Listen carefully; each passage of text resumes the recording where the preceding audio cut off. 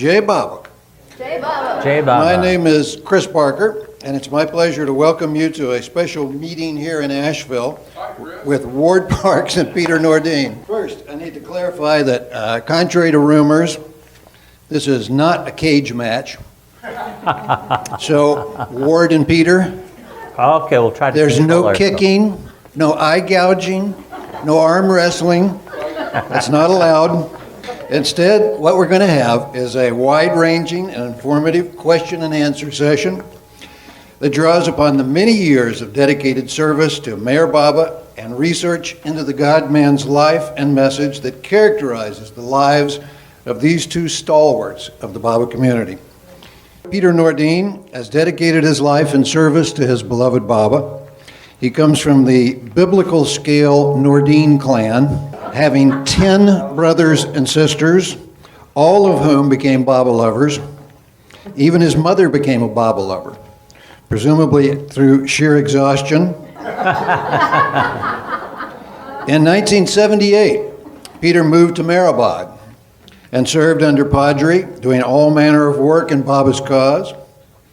Years later, he and his wife Debbie started living part of each year in Asheville. And for the last few years, he's been the lead worker in the huge renovation project of an old school building that is creating the Mayhair Archive Collective, or MAC. Peter is renowned for his seemingly encyclopedic knowledge of Baba's life, and he's also produced and directed wonderful Baba videos such as You Alone Exist. Ward Parks, after graduating from Harvard and then grad schools, became an Old English scholar, he was still young, at Louisiana State University. Within a few years, he got the promotion that he wanted, from professor to slave. When he quit academia and began working for Bal Kalturi. Eventually, he edited or co-edited a monumental series of books based on Baba's early discourses to his Mandali and the Prem Ashram boys. Those books include In God's Hand, Infinite Intelligence, the Tiffin Lectures, and Creation and Its Causes.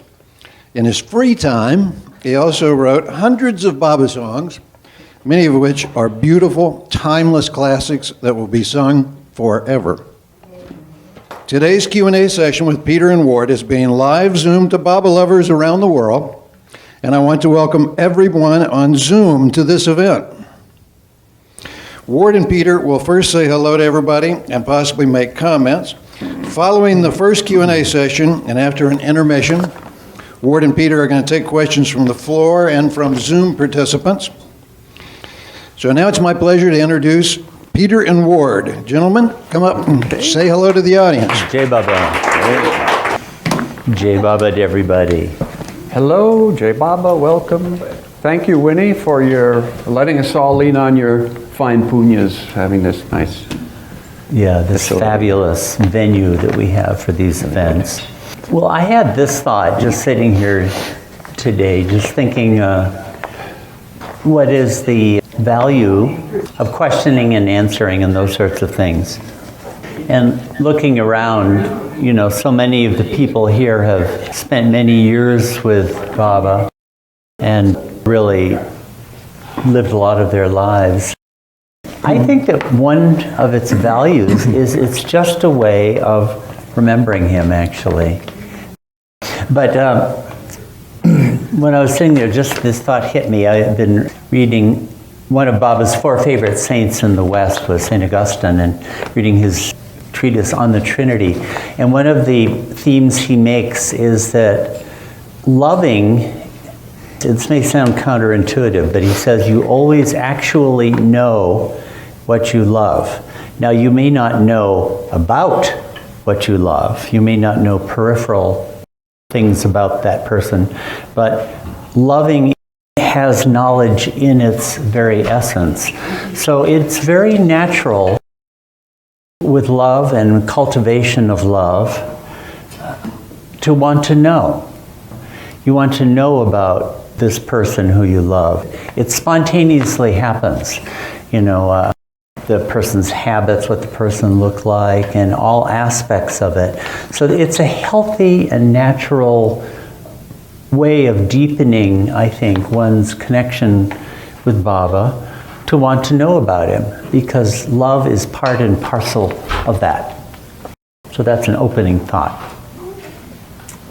Eric used to remind us, he would say, well, it's the natural way people are with one they love.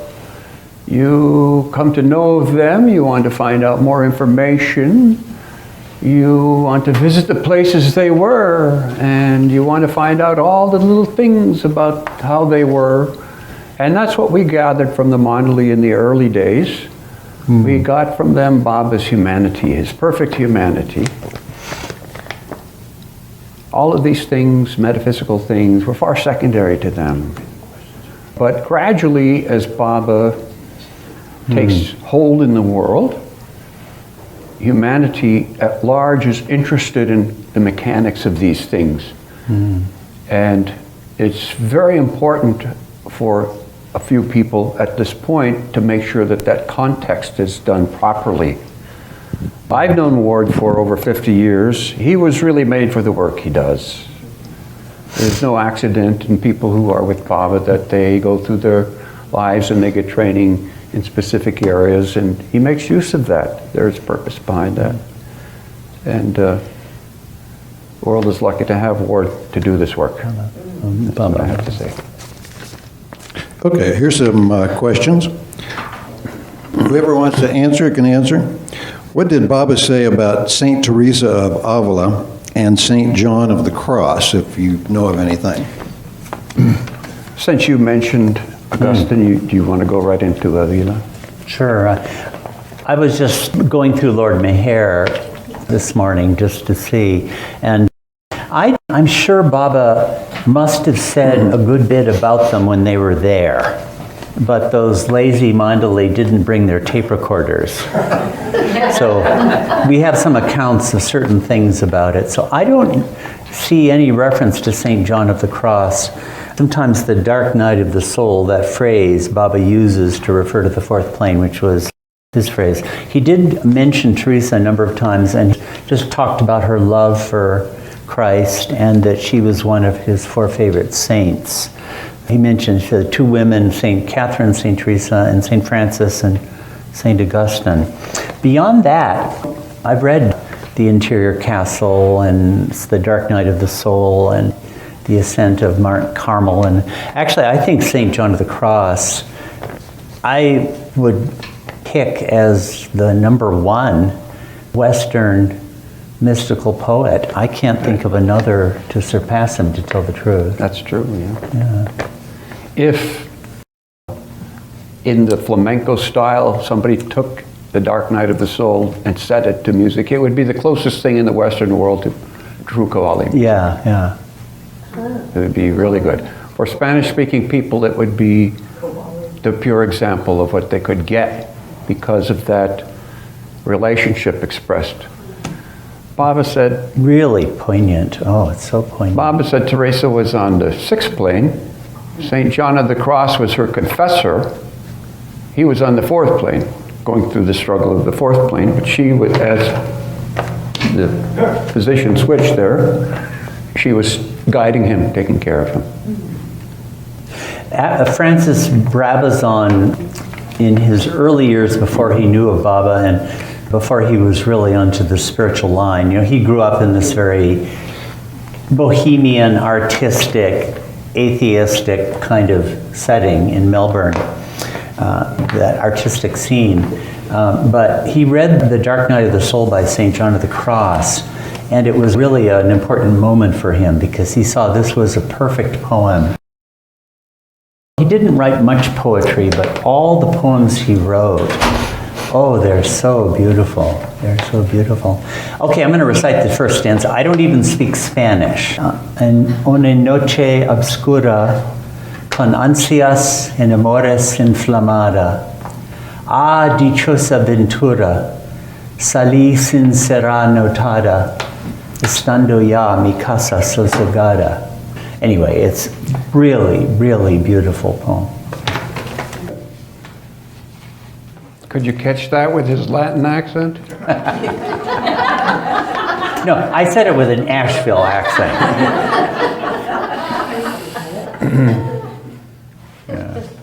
Another one? Okay. This one is, can you tell us what are the combined diaries and what was the process of collaborative work on those combined diaries?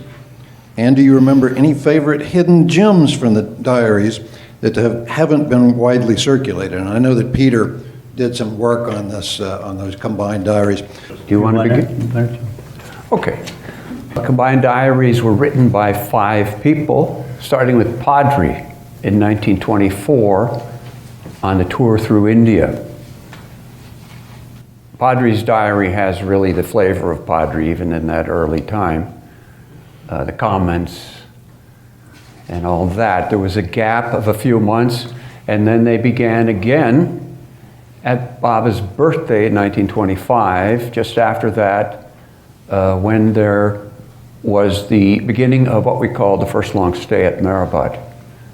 The first of the diarists at that time was a man named Gangaram Pawar, who was nicknamed by Baba Ajuba. He was an old carpenter from Warangal. He did that for some months, and then he was probably given so much work that he was too busy to continue with the diary work. I think Pandaba Deshmukh was the next person to write. He was one of the teachers of in those years, the Hazrat Babajan school, and one of Baba's disciples throughout his life from Ahmednagar.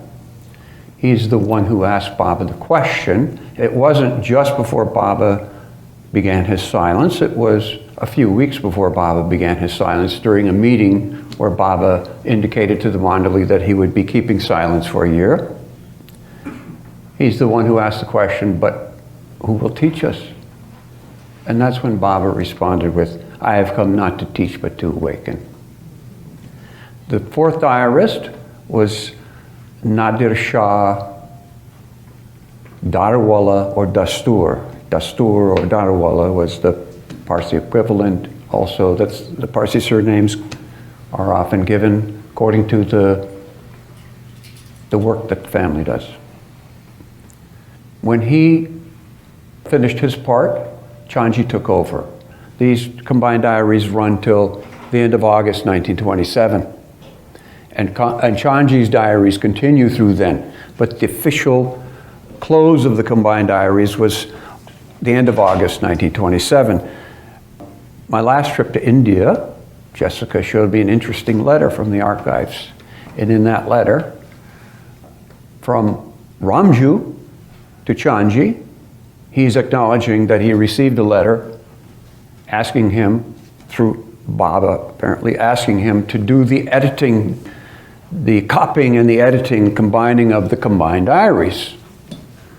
So what we see, we knew it was his hand, we knew it was Ramju who was the, what we say, copyist, who had done all that work in the combined diaries, which included some editing work, we know, because of the certain comments that are in there.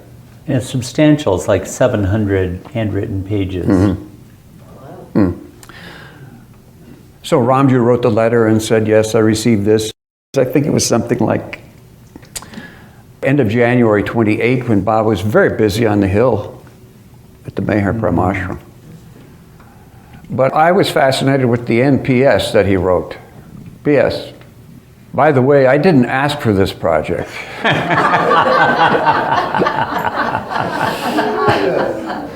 A typical Ramju.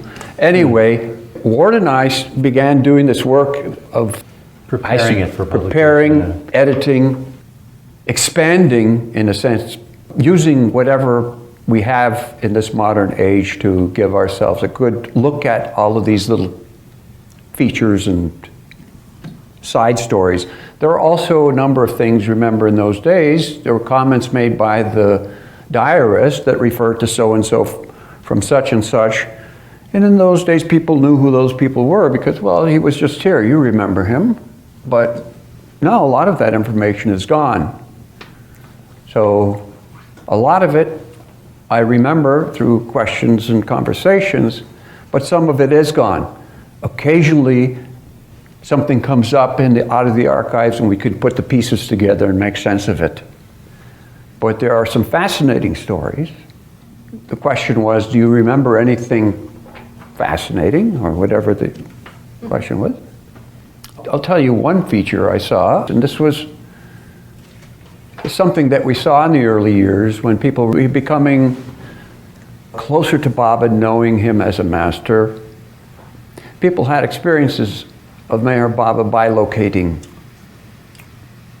and he would always deny it. But a very interesting story is when Dr. Nilu, who wasn't Nilu at that time, he was a friend of Vishnu's, so they would say the friend of Vishnu's. He went to school with Vishnu, the English high school in Pune when it was new, at the end of the teens. And he came for Upasana Maharaj's birthday celebration in May of 1926.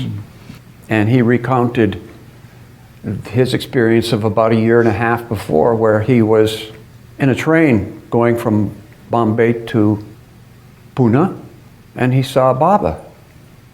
And Baba was speaking to him. Long conversation, went as far as Lonavala. Baba gave him a little advice, got off the train, saw some old Parsi women there. And he got off the train and went to see them. And the Mandu were looking at each other like, this guy's nuts. Baba was here all that time, and he's been on silence all this time. So how could this be? Dr. Neela was a very practical person. He was a doctor. He didn't even really believe in Baba's thing with the musts and what exactly he was doing with these people. He was a very down-to-earth person. But this was his experience. This is one of the things that prompted him to realize that this is not an ordinary person. There are several other examples of people coming to Baba. One even where Baba's mother sends a letter through Babu Cyclewala, one of the early Pune disciples. Merog, how dare you? Your own mother, we see you in Pune and you just ignore us and walk away down that alley? So, well, Baba wasn't speaking then, but if he was speaking at the time, how he answered that is by saying, he would have said, What he did do, though, is give a detailed explanations about siddhis and certain powers that kind of accidentally manifest around a master, and these things happen. So I really wanted to ask Ward whether you've come across that explanation, because it's only mentioned in the combined diaries, and it's supposed to have been recorded, but I've never seen it. We have a little bit of a mention of that, but not. One of the Tiffin lectures does talk about Baba having been seen in Nagar at a very time that It's another one. Yeah. Not that one you're talking about. There were two more just in Nagar. Yeah. Like and all the time they knew he was there at Mehrabad. Yeah. But why did we not hear about these things? Simply because Baba didn't want it. He didn't want them to put emphasis on this. You know, in Ramju, soon after being given this job with the combined diaries, was also asked by Baba, actually it's the next year, but to write Sobs and Throbs. But Ramju had been watching the Prem Ashram and Meher Ashram and wanted to write a book about all the miraculous things happening. But Ramju knew that Baba would never like that. Mm-hmm. So Baba did then just send a request to write a story about focusing on Ali and the story of Ali. Yeah, Baba would say these miraculous things, if you pay attention to that, it's very demeaning to the life of love, very demeaning. Don't pay attention to that. You know, and an episode I always recall from the early part of the combined diary. By the way, this is really a highly authoritative account of there are other diaries too, Chanju's diaries, but this is very carefully wrought and quite excellent source from 24 to 27. But in 24 they were traveling around North India, and it was exceedingly difficult, a lot of it. Traveling with Baba could be very hard. But to make things even worse, Baba was on a phase of saying, I'm looking for yogis and swamis to spit on me and kick me, and because I have nothing, and they need to punish me for this. And Hazrat Babajan, she has nothing. And Upasani Maharaj, he has nothing. In other words, they're all a bunch of phonies, and he wants yogis to abuse him and spit on him. And I was thinking, these mandali, how did they stick to him? Because that's exactly what a lot of their families and home communities were saying, exactly that. And now Baba's saying it, you know? And I think this is part of what, I mean, these are men of iron. And this is, in fact, it said somewhere there that this only made their faith in him stronger, so that they could stick with him through anything. And that was part of the training. But can you imagine, it's not just that Baba was saying it, but they're exhausted half the time. These trips were very, very arduous. And now Baba's saying what all but his worst critics are saying. There's one place where Padre was saying, yeah, meanwhile Baba was saying he was looking for swamis to kick him and spit him, etc., etc. He was so sick of hearing it, you know.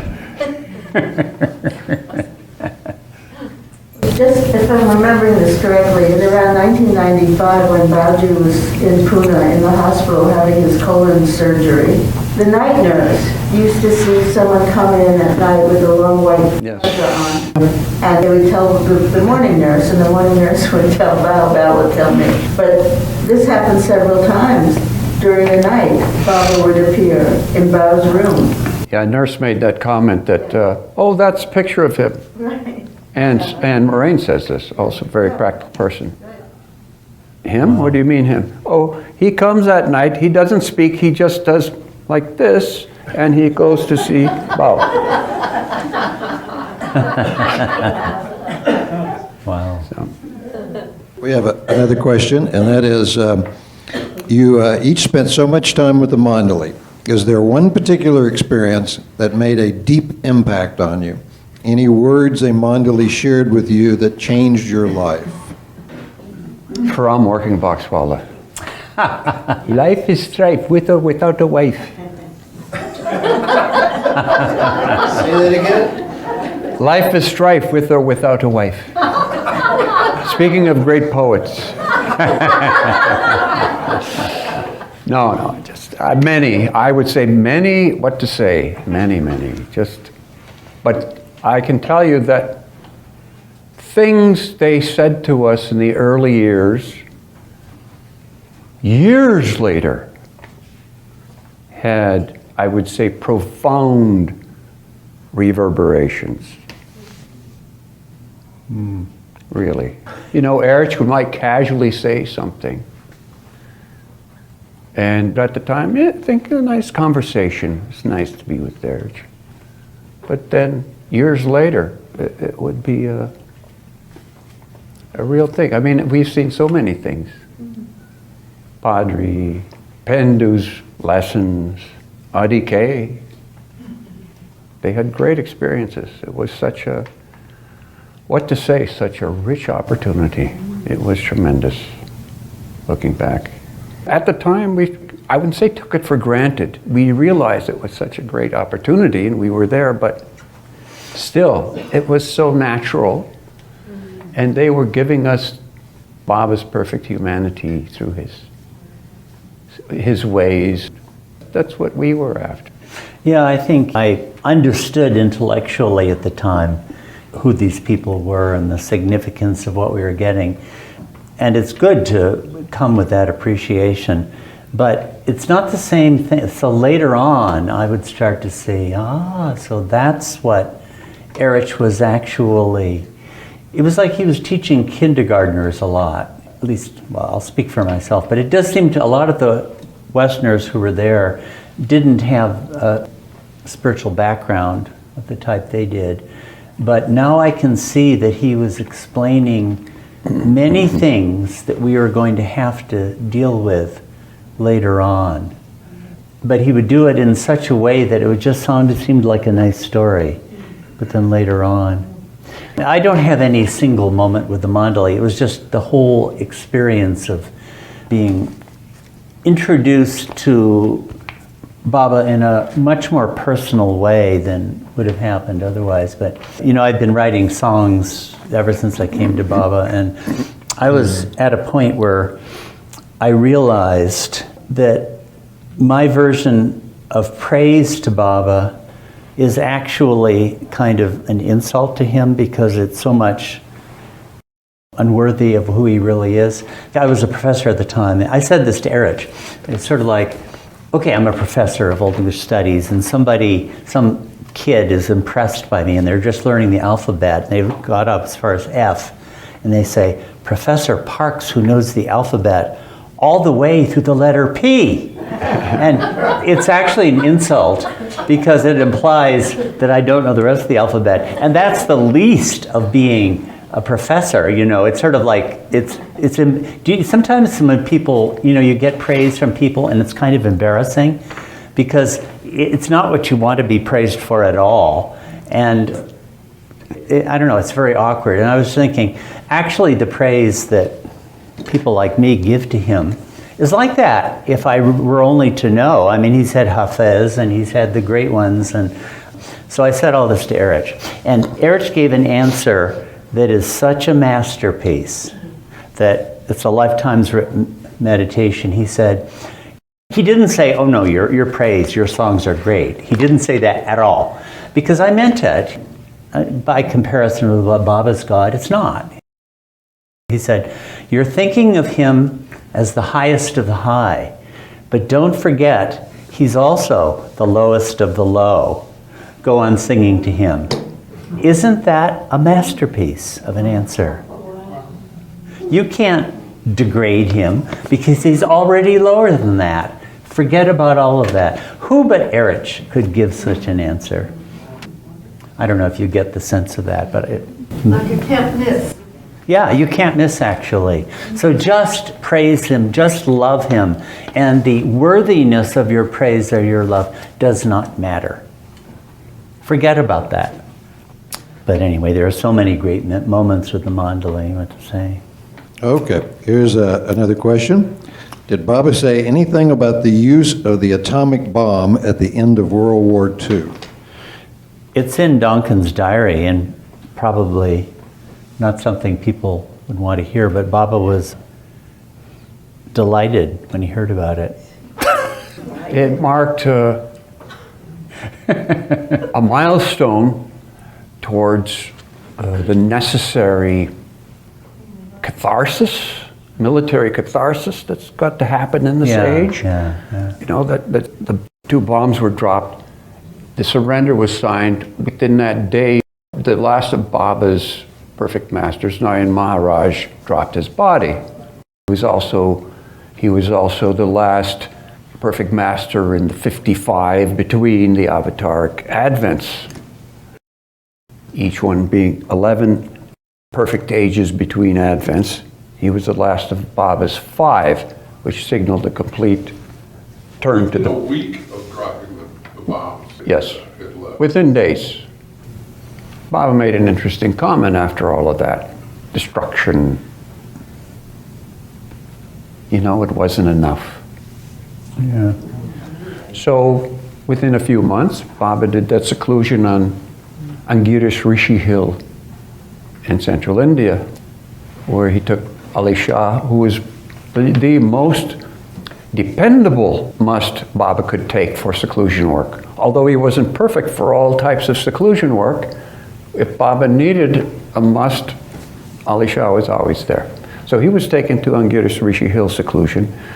When Baba left that seclusion after so many days, Adi K. Irani, who was there, told us that Baba came out of his seclusion cabin.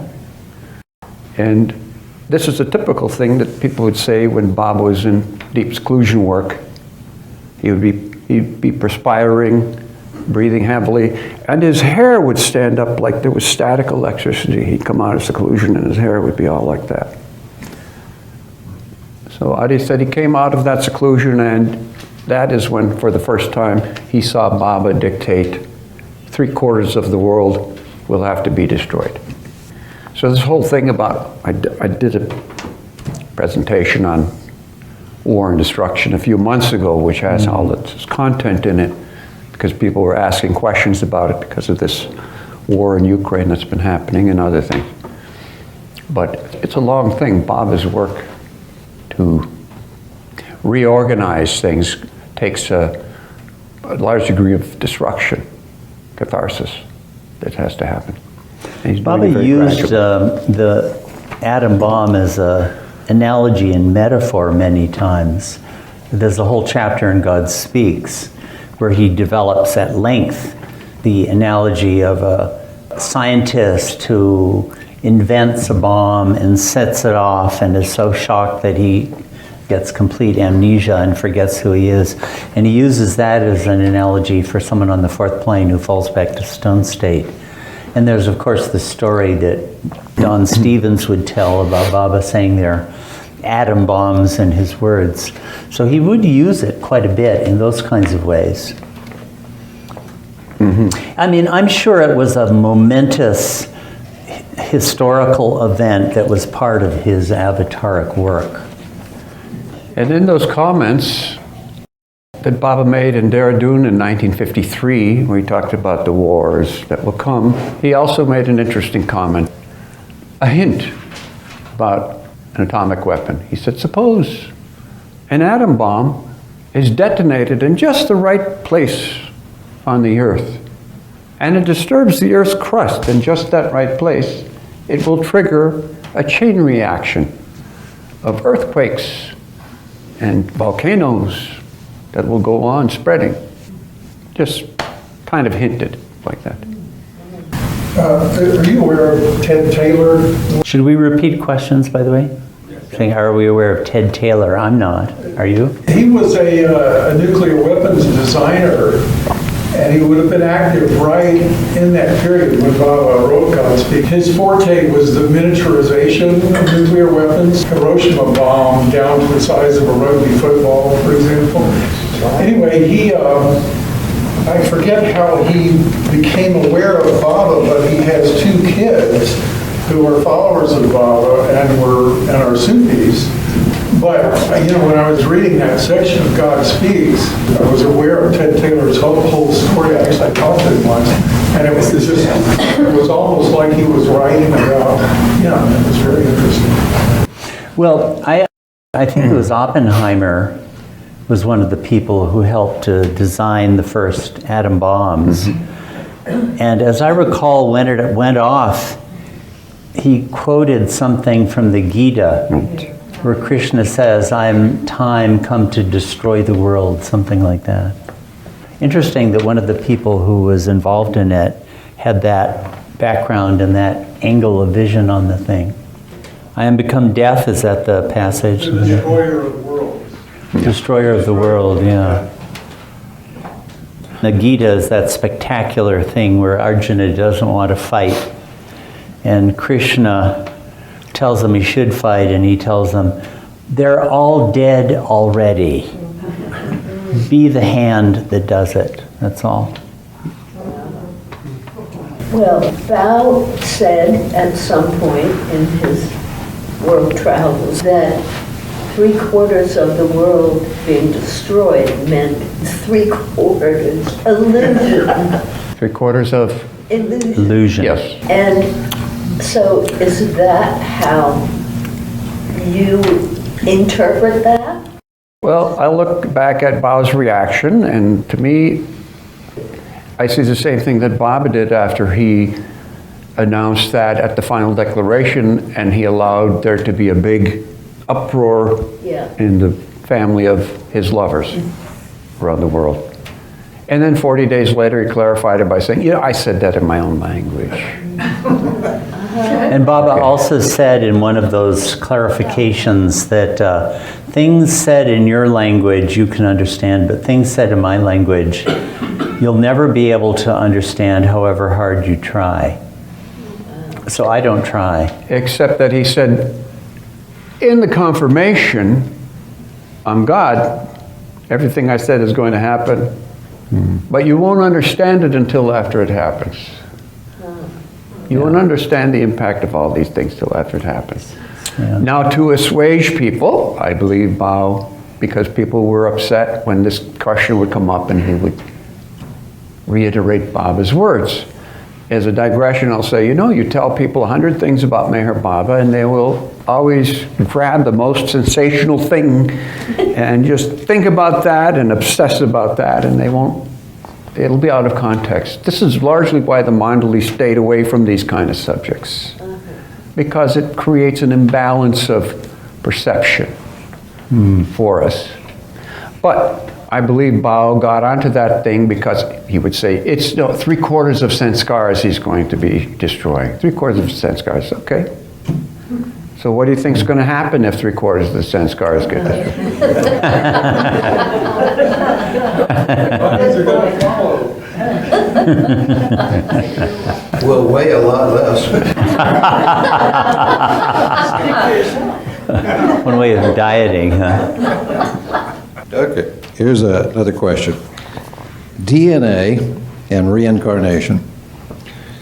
People are very interested in ancestry these days. What is the relationship, if any, between DNA heritage and reincarnation?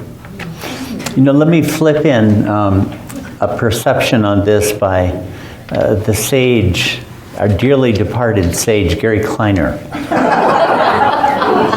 It's actually a remarkable thing he noticed, and it actually relates to this.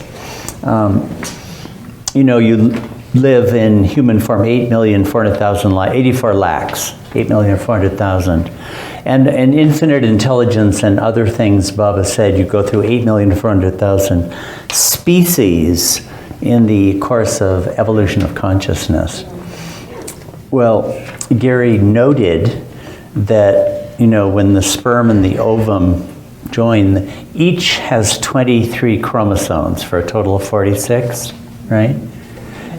2 to the 23rd power, that's 2 times 2 times 2 times 2, 23 times, equals almost exactly 8,400,000. It's 8,388,000, something like that. So that does suggest, and because that's what creates the DNA, right? So that does suggest that that number is somehow inherent in the very human DNA. Pattern of creation. Pattern of creation, yeah, in some way. Nothing's a mistake, but it's the chicken and the egg. Of course, sanskars are what drive everything. The thing is, with DNA, that's what we know on the physical level, but I'm sure that that's true, that the mental body creates in the subtle body a certain pattern, and that turns into actual DNA of your physical body. But it is an interesting question, the relationship between genes and genealogy and ancestry and all that sort of stuff in a particular incarnation, and karma, because you could go into a certain lineage and tribe and in a particular lifetime, when in your last lifetime you were somewhere else completely, and yet people care about these things a lot. So it's I don't quite have an approach to that, but people are very interested in their ancestry often. Many people get into it and get very attached to their family tree or to their tribal group. These are ferocious loyalties. Maybe, I don't know. I don't know what it is. It's a very interesting question, though. What is the connection between your karmic history and your attachments that have formed to a particular tribal group? There are connections we have to our family members and ancestors. Baba would mention occasionally 7 generations. If you are with a master, with him, those blessings through you reach 7 generations each way. That has to do with your connections with those people. So that would be within your actual genetic group. Yes. But although all the people who are within that group have karmic connections from other things. I somehow think that genealogy and genetics and the DNA are probably deeply connected with spiritual truths in some way. And I bet in the next 700 years, this is the sort of thing that a new spiritualized science will start to understand a lot more than we do now.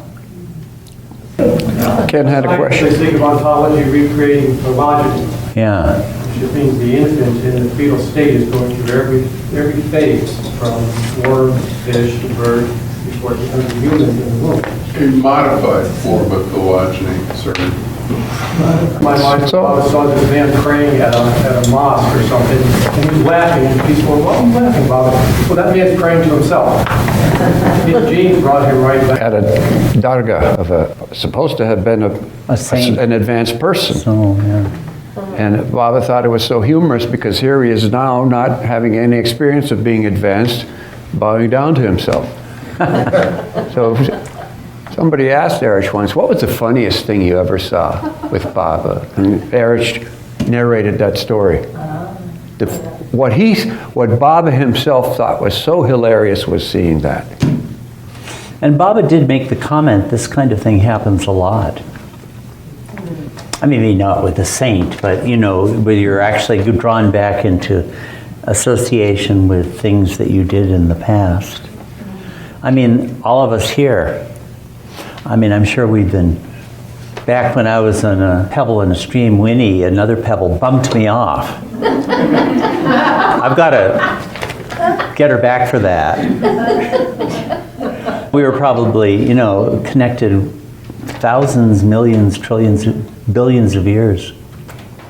This is related. Baba says that we have to experience all the opposites in our reincarnational journey.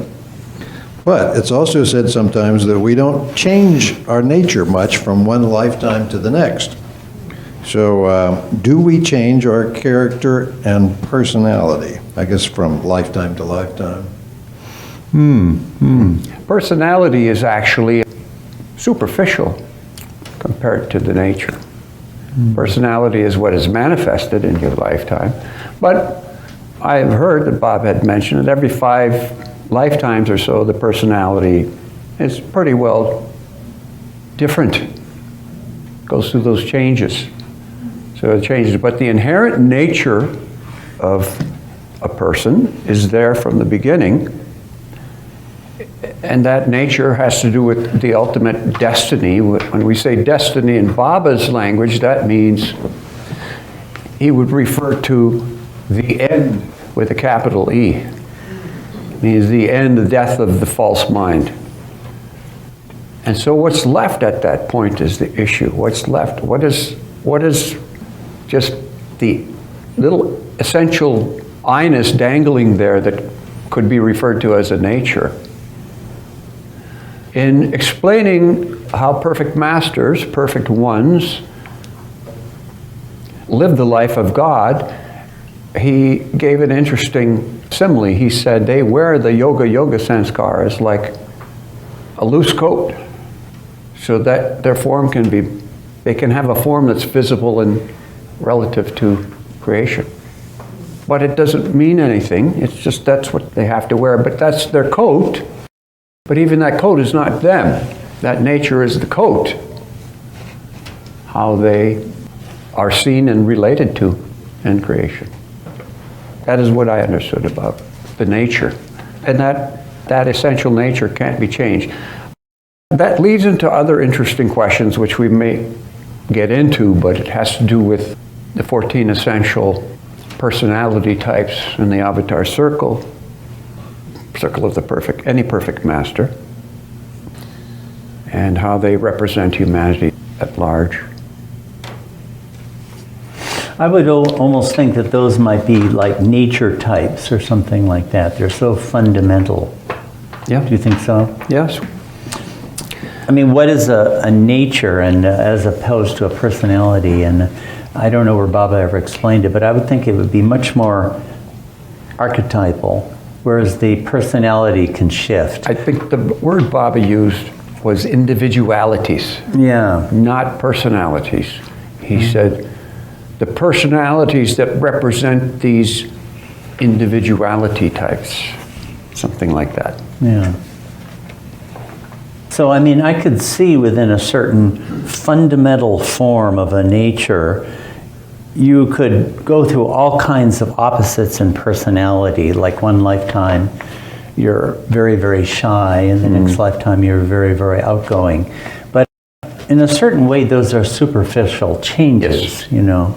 Or one lifetime, you're very smart, and the next lifetime, you're very stupid. Well, that's not really an in-depth thing either. But the natures would have to be the core pattern somehow. That oscillation of characteristics that you can contribute to personality is really superficial. Yeah.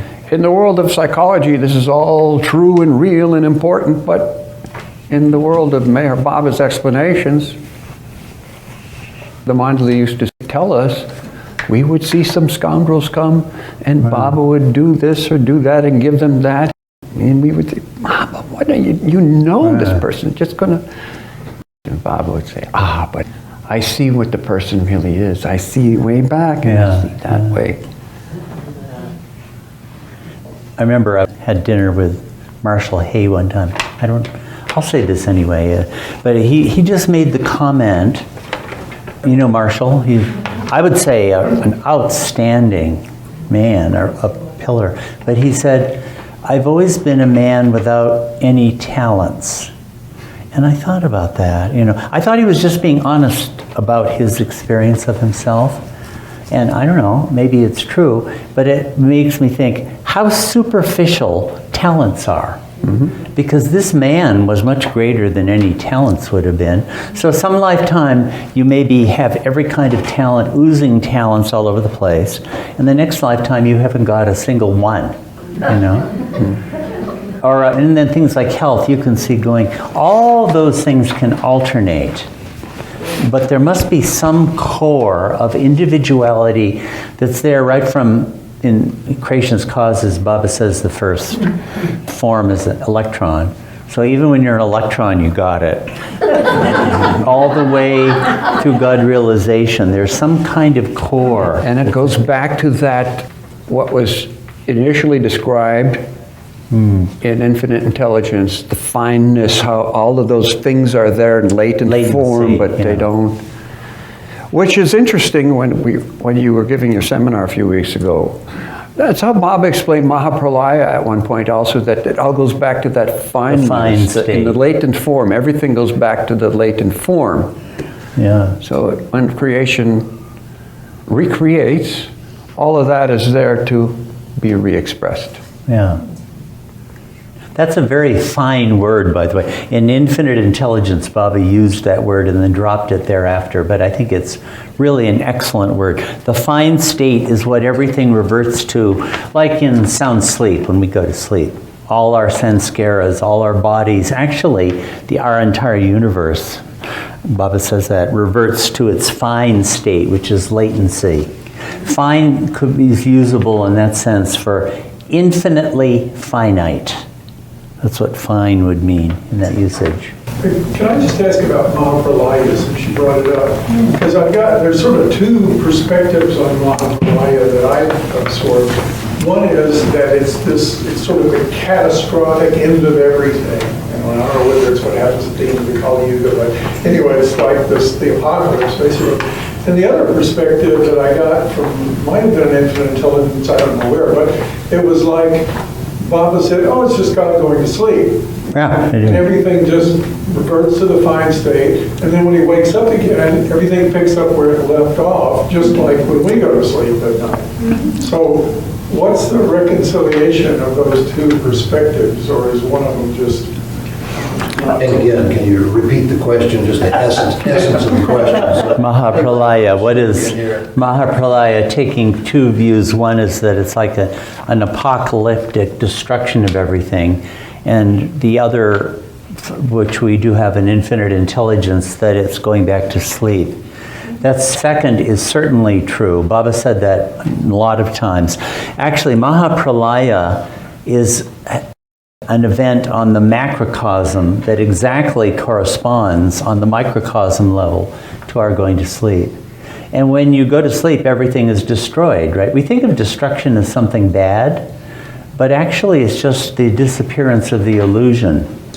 So Baba said Mahapralaya happens. He certainly did. It was part of his cosmology from the very beginning to the very end. And the reference of the term is in the Hindu time system, where at the end of the Kali Yuga, the entire universe actually reverts back to the night of Brahman, which would be the sound sleep state. It's all dissolved and it all disappears. And maybe that would seem like a cataclysmic destruction, but the result of it is sound sleep, which is not so bad. Huh? Actually, even the word apocalypse means the uncovering. Isn't that nice? The uncovering. And Baba used a very poetic term. I'm paraphrasing, but he said something like, and God reverts to the original infinite unconscious state for a timeless moment in eternity, only to once again, so there's no time, so you can't say, how long did that happen? That must have been a timeless moment in eternity. God experienced that. It didn't matter anywhere. Some people think, well, maybe we just had a Mahapralaya, man, and we didn't know. But that's not what happens, actually. Baba said when it happens and all creation goes back into that state of fineness, the recreation is a very gradual process. So there's not, let's say if someone is a human soul and they're in the midst, caught in Mahapralaya, they don't get an available human form until the whole patterns of evolution of consciousness in the planet come back and there are available forms for them. So in the meantime, they stay in that condition of unavailability. And Baba has said, you don't know how long existence is for a soul.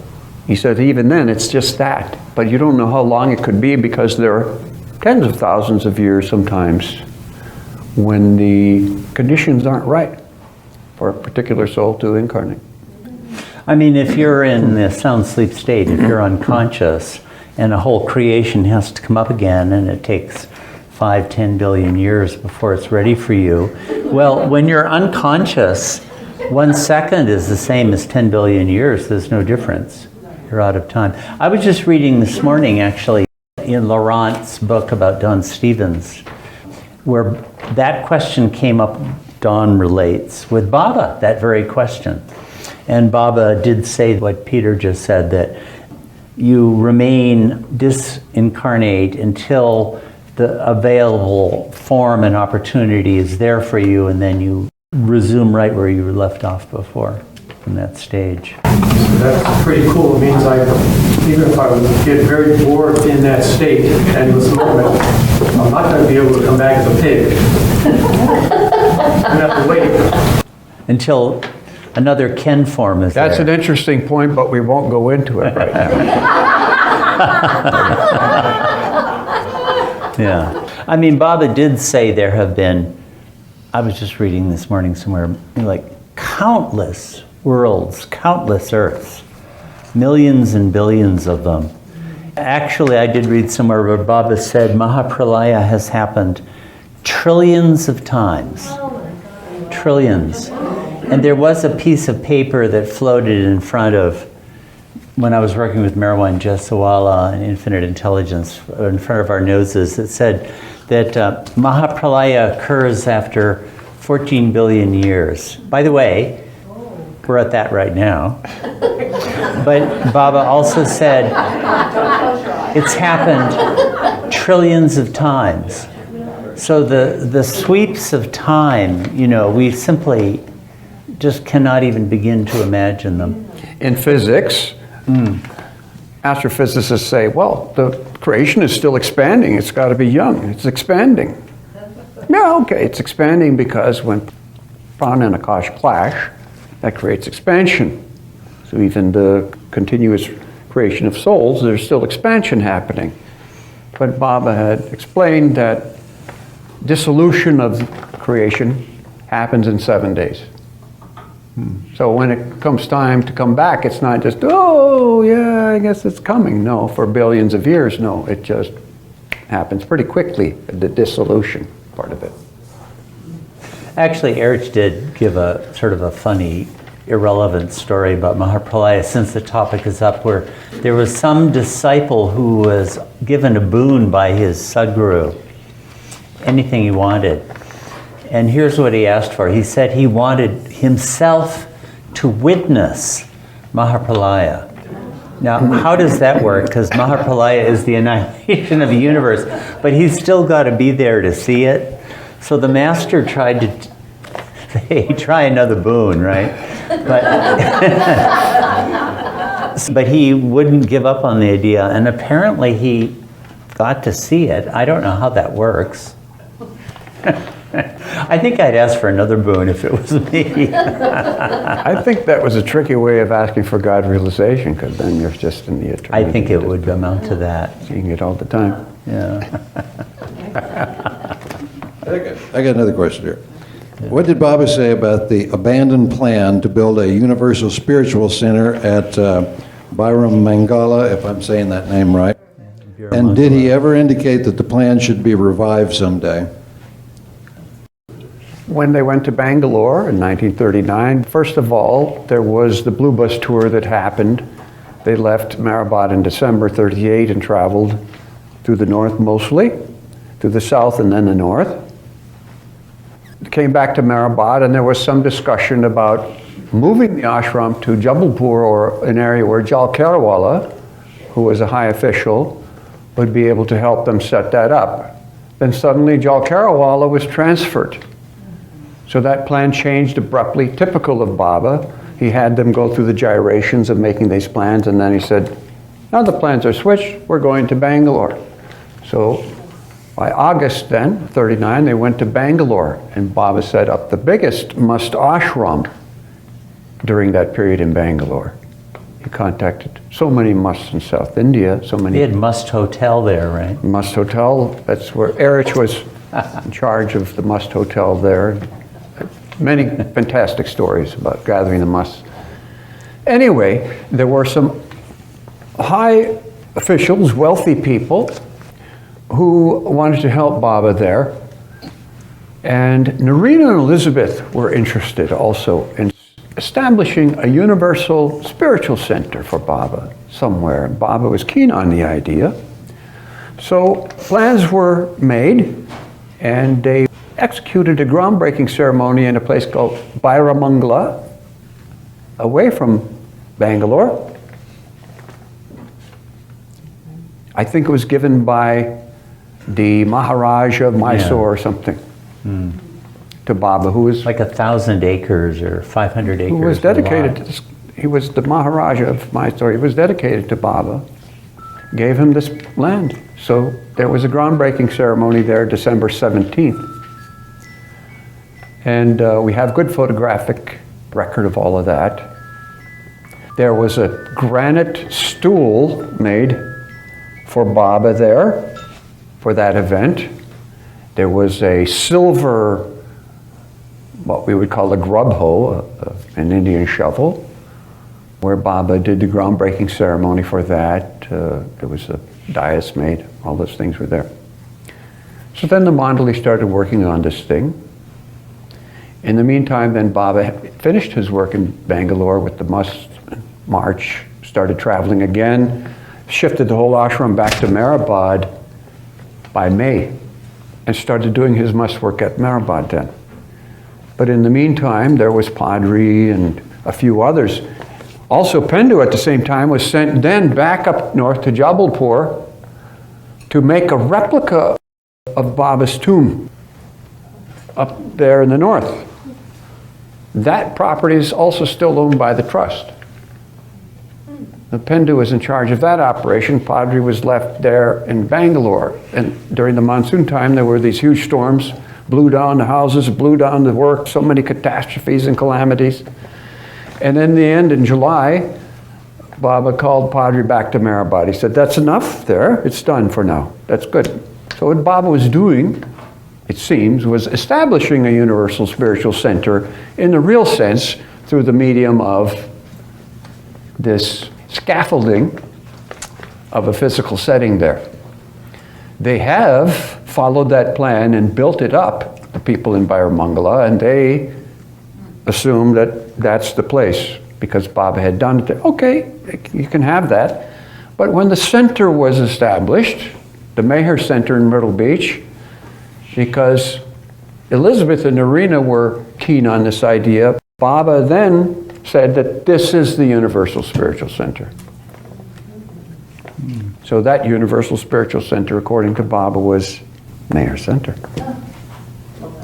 There's a article in the Meher Baba Journal, 1939 maybe, where the conceptual structure of the Biramangala Universal Spiritual Center is described, where there are 5 subdivisions of it. So it's very interesting. And I've never heard where Baba ever said anything more about that specifically. You know, Daniel Stone at the center takes an interest in this. There's something that Kitty said about that. But it certainly comes to mind that organization someday will, come into manifestation and get used with us. No doubt, it's for the future, no doubt. Yeah. That explanation about the function and the There's a spiritual formation of it. academy, a house of advanced souls, something for the afflicted. I forget what the place for the poor and afflicted, yeah, and the musts. a must section. Yeah, I remember that K.K. Ramakrishnan. Some of you may have known him. He was the head of the Pune Baba Center for decades, and he was the driving force in getting the Biramangala Center going again. I mean, recovering the property which had been lost and everything. And then, so they own about 2 acres down there. But he was talking about that, and he was saying of the 5 functions which Baba had outlined, for like 4 of them you need a perfect master to run it. He was just commenting, so how will this ever happen? Like a house of musts, well, who's gonna? Well, there were some musts in Myrtle Beach, but the last one died last year, Thea Smallberg. There was an official opening of the Biramangala Center that people went from Maribad, and Jonathan Burroughs was one of the people who went. I remember him telling me about it. Yeah, so it is a functioning Baba Center now. Yeah. I don't know where they're going to get the price. It's all surrounded. It's a industrial development zone, and to buy an acre of property, you'd have to spend $500,000 right now. Believable, though. You mentioned a duplicate of Baba's tomb was built. Yes. Some people know, some don't. There is in the United States a duplicate tomb in Columbus, New Mexico, in that little thumb of New Mexico that sticks down into Mexico. A little tiny town called Columbus. Back in the 80s, a gentleman named Earl Starcher built a perfect, it's called the Perfect Man Tomb. And it's on the edge of this nowhere little town in the desert, in the Sonoran Desert. And it looks, from the outside, it looks just like Baba's tomb. He did a beautiful job. Yeah, did somebody buy that? I know it was. It was for sale for a while. They tried to sell it to Baba lovers, but I don't think that ever took. But it's right across the street from a beautiful home. It's now been donated to the town, Oh, okay. where they're turning that area into a rec center. So that whole town knows about Mayor Baba because there's a wall. He built a wall with a big picture of Baba. It's called the Perfect Man's Shrine. Inside is just spiders and dust. On the outside, it looks great. Yeah, they kept it up. We went there just last year, actually. Yeah, yeah.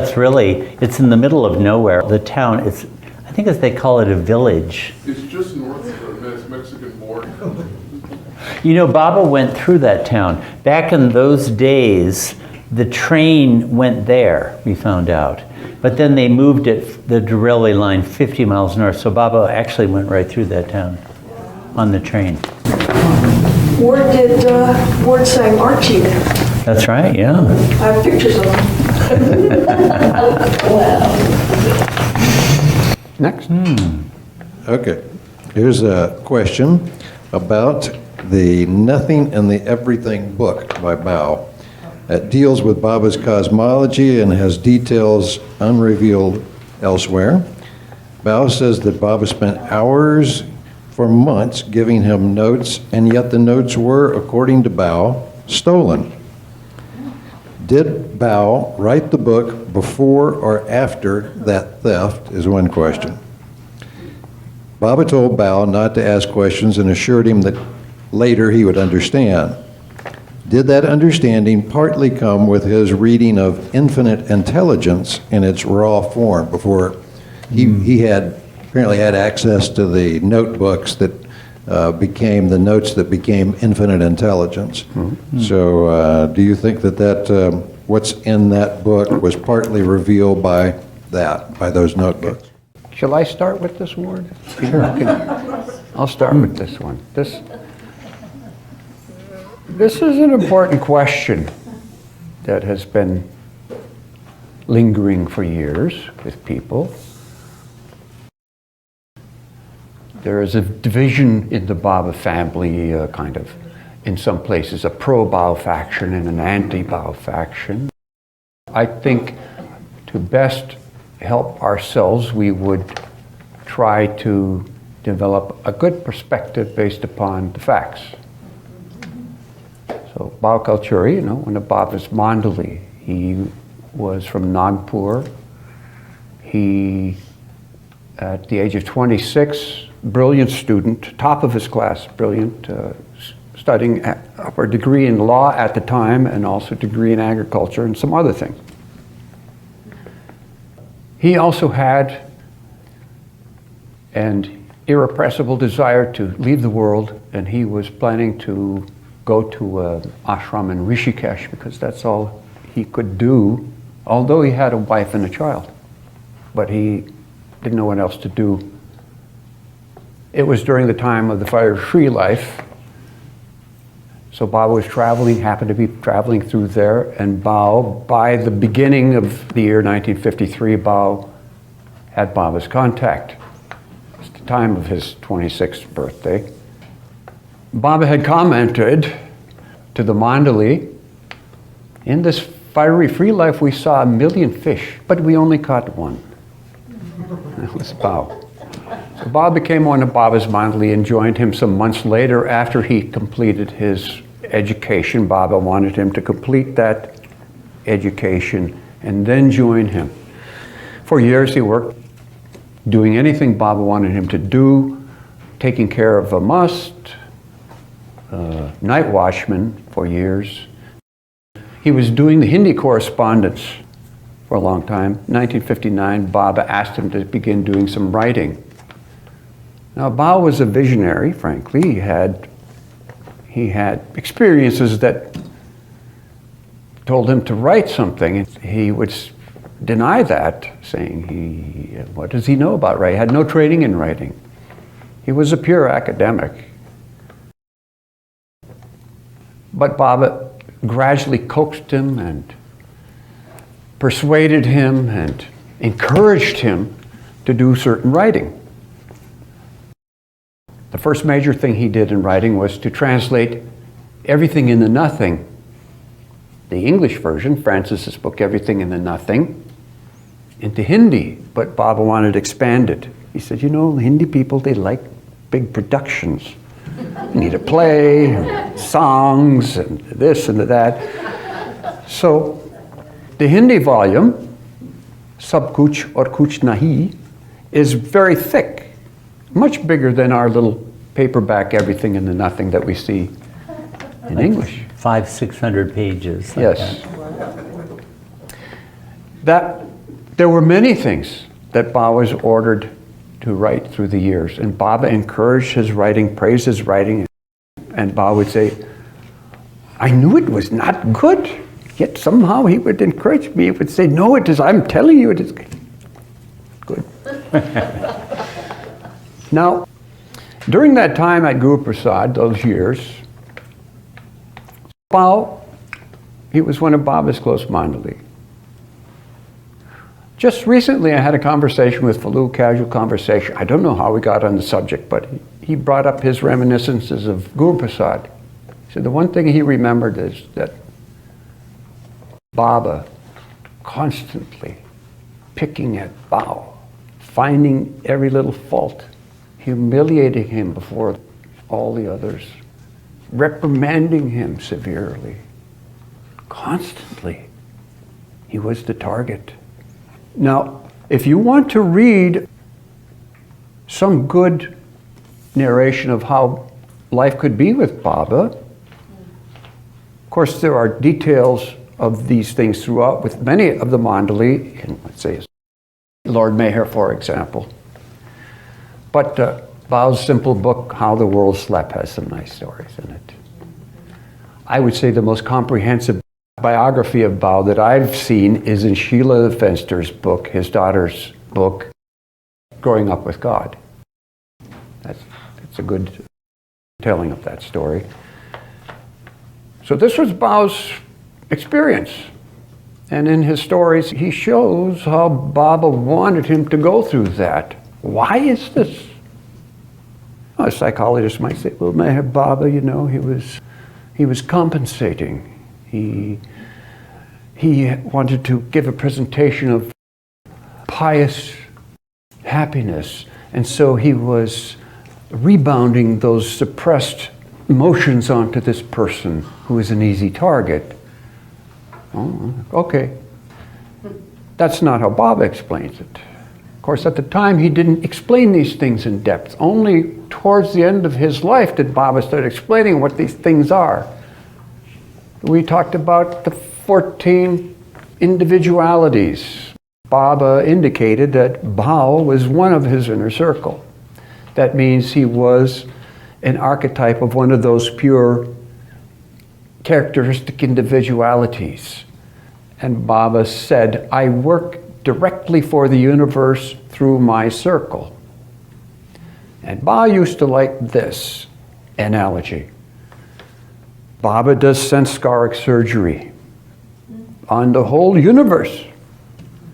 For humanity in general anesthesia. He works for them, they feel no pain, not much.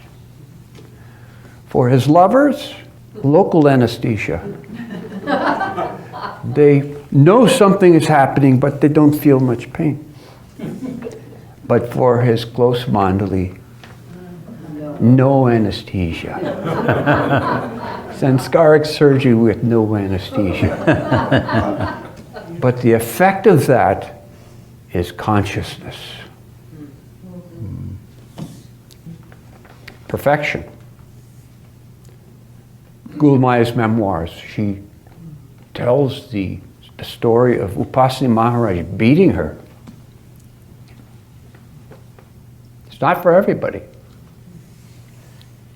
So, but this is what he got. So we can surmise that Baba humiliated Bao and made him a target on behalf of everybody downline in humanity. That's everybody who has that connection to that personality type.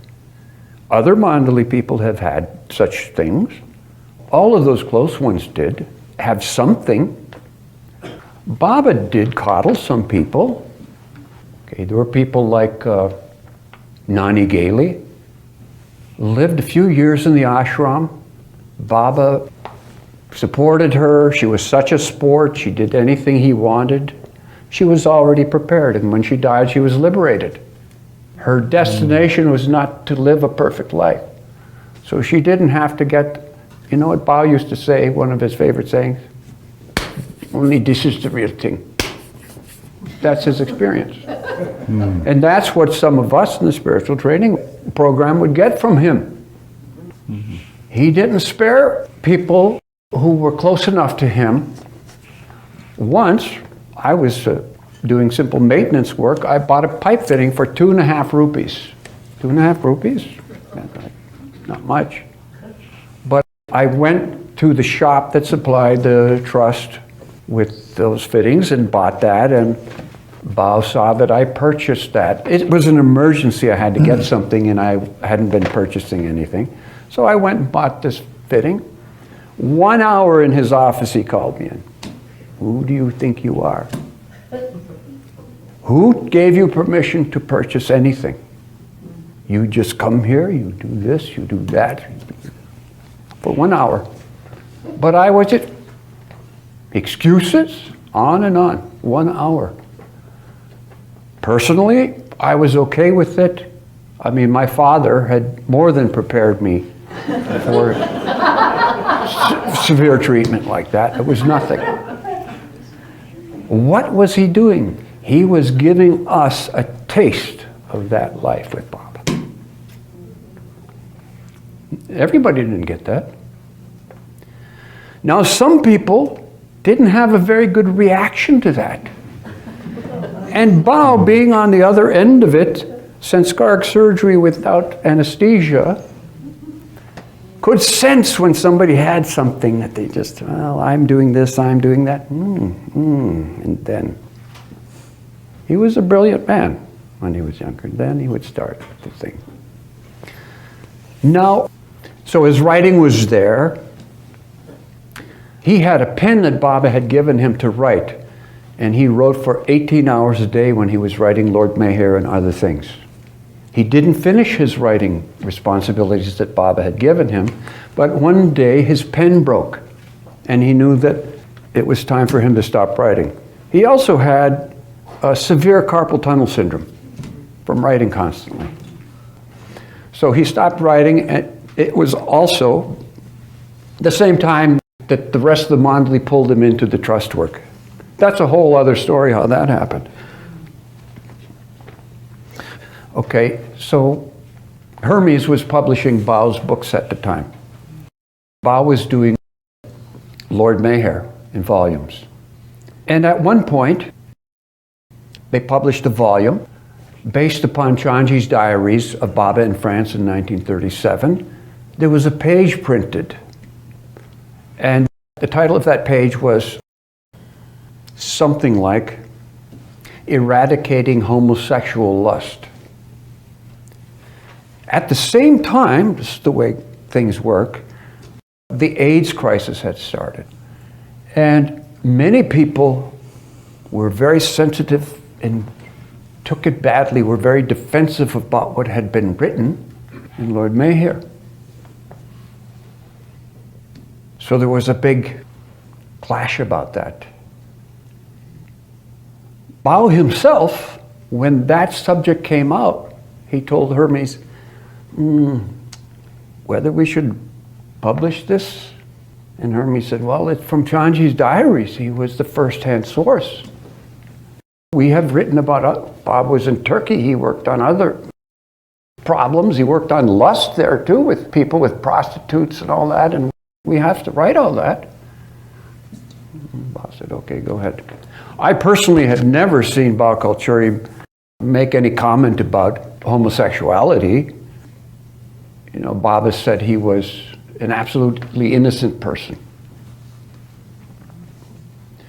But after that happened, I would see people in public meetings stand up and shout at him for one reason or another, curse and swear at him, and then stomp out. And he would just do that. They would leave, and he said, all right, and then go back to his point, totally unaffected. But the other Mondley never got this kind of a treatment. He was, and Baba made him a target for whatever reason it was. Baba made him a target. It was his nature that all had to happen. It all got expressed. One of the people also who initially was a friend of Bao's and then gradually wasn't a friend of his was Don Stevens. So Don Stevens, I know, I've heard from one of them, told his students about nothing in the everything. You might as well throw that in the trash can. Well, that's not just going to dismiss it like that. Why? Because you weren't a witness when Baba gave him those orders. I would say the best video I've seen, I was just watching it this morning just to find out where it was. On David Fenster's site, he has a video of Bao describing his work thoroughly regarding Baba's orders for writing in 1976 in Bao's room at Marizad. It's quite good. It's thorough. But as I say, these people would insult him. They couldn't live a half a day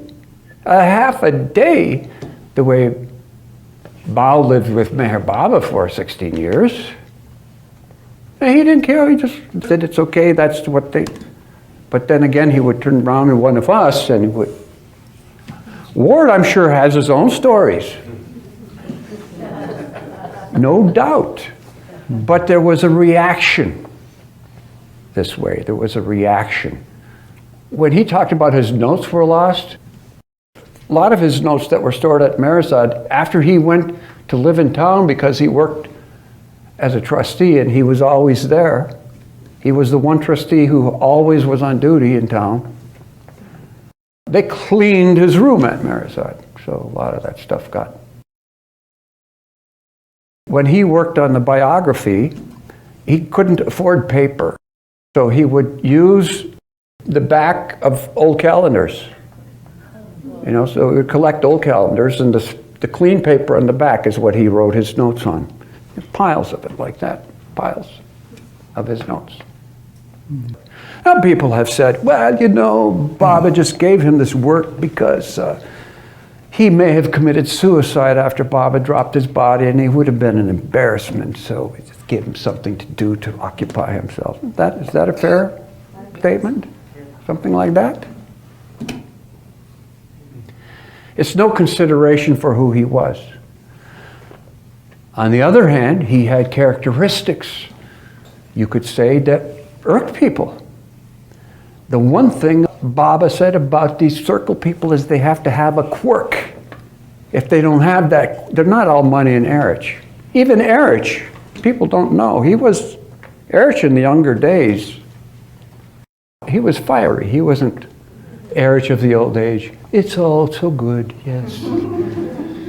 Erich, that person killed somebody. Good, yeah, good. What's good about that? Well, then he'll experience the opposite.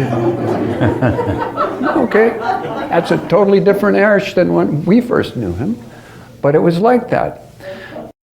They used to have friction between themselves, but whatever it was, they knew that each of the other ones was only for Baba. There wasn't division.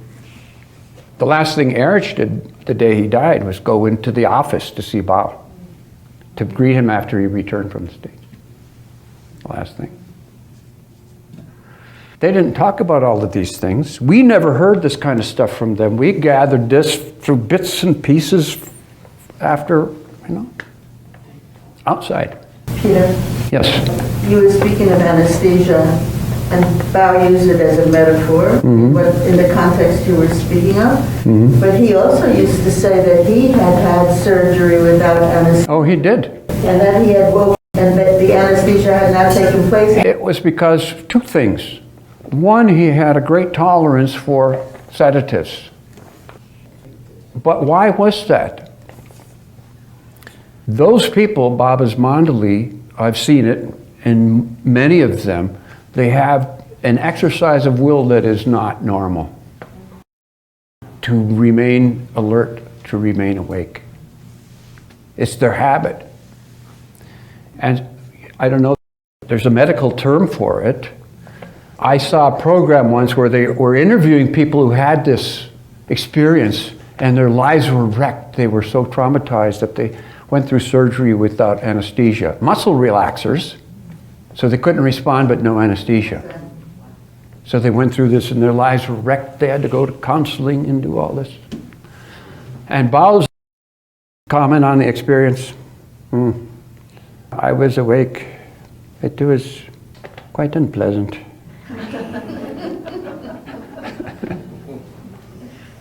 Different people. We were talking about this subject peripherally during Ward seminar, advanced persons and who they are and what their status is. Baba's comment about circles of perfect masters, obviously the avatar, they are from the ranks of those who have earned the eligibility for God realization through their efforts.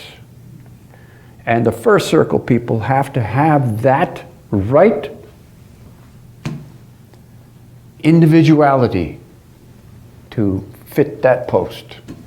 And every Advent it is the same. Somebody has to be the right one to do that. It is for the great sake of humanity that they go through all of these things. It's not just for them. So whatever was said outside of Meher Baba's close associations about Bao in his books, it's just hearsay. You have his first-hand explanations in more than one place, but as I say, I like that video from 1976 on Meher Nazar Publications site. Bao, at that point, in his room, had the time to explain it in depth, and it's the earlier years, so there's no... When he got older, he started having health issues. He had mini strokes, and there was a tendency for some people to express some types of sycophantic behavior. And it turned off other people. So that division grew more. At one point, Anne Moraine thought Bao was going to die. She said, why not? Let's have a birthday party for him. He might not be around next year. We'll have a nice birthday party. So there was a nice birthday celebration. And then he didn't die for about 14 years. And this became a regular thing. And people said, oh, not again, that old thing. So this the way, it was his nature. What we got from Bao Kulturi was availability, though. You didn't get that with all the Mandali. But there's a difference. I just want to give you contrast, you know. So Bao's birthday was celebrated. Padre's birthday, he never would tell us. We had a general idea. We never found out exactly when it was until after he died, and we found his passport from 1923. So there's different personalities. Yeah. Thank you, Peter. Okay. That's great. We're going to take a 15-minute intermission here.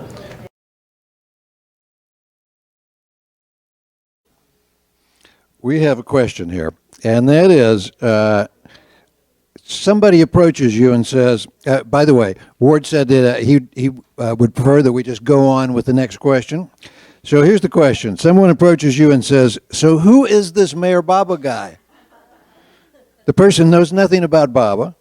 How do you respond so that you're not overly intellectual nor offering too much information, but perhaps wanting to pique their curiosity about Meher Baba? What would you say to interest them? Well, I like the Oliver approach. Oliver would say to someone, you have heard of Meher Baba? We said, no. Your life is wasted.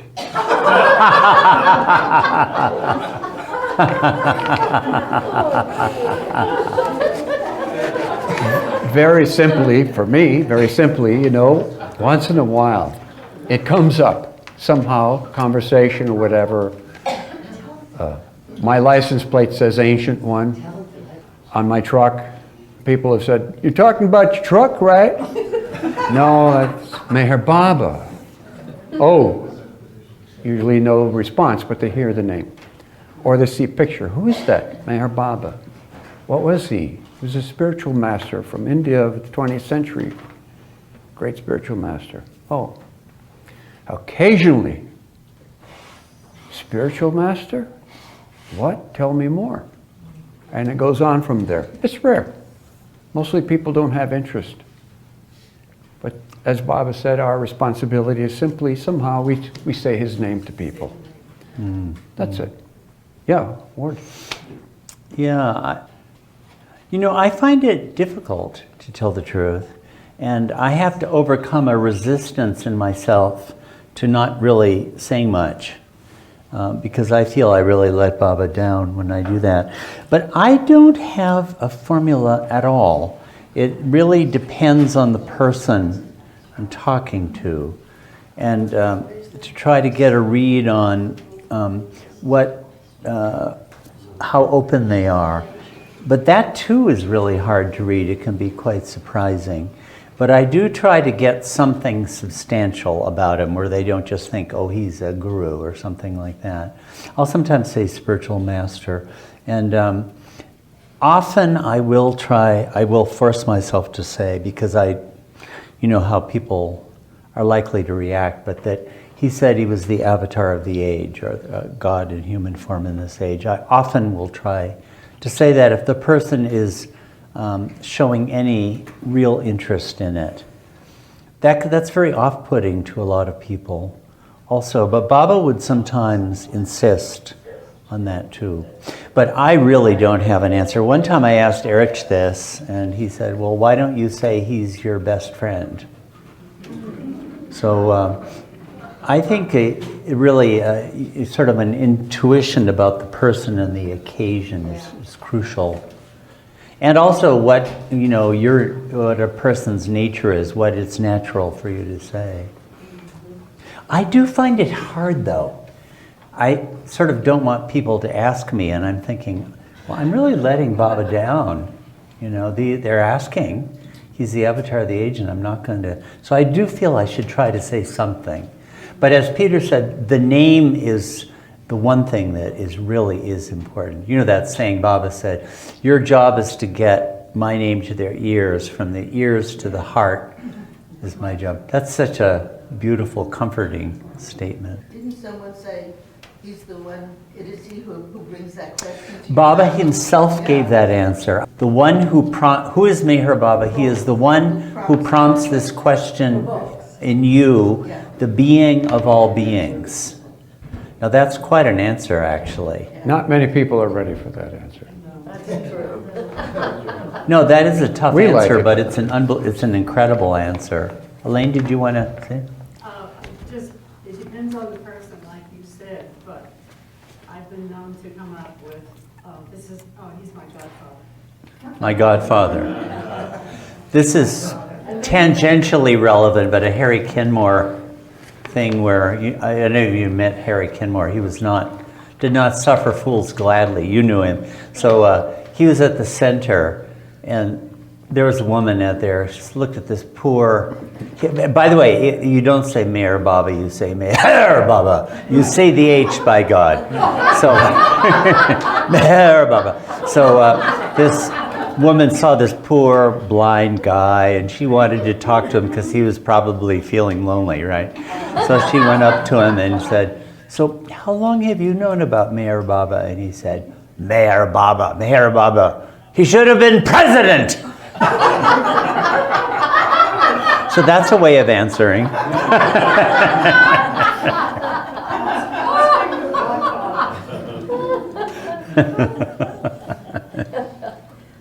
Yeah, Winnie? Well, I had one related to what Elaine was saying, because when I went in for hip surgery years ago, I had a picture of Baba and a picture of Mara on my bedside table.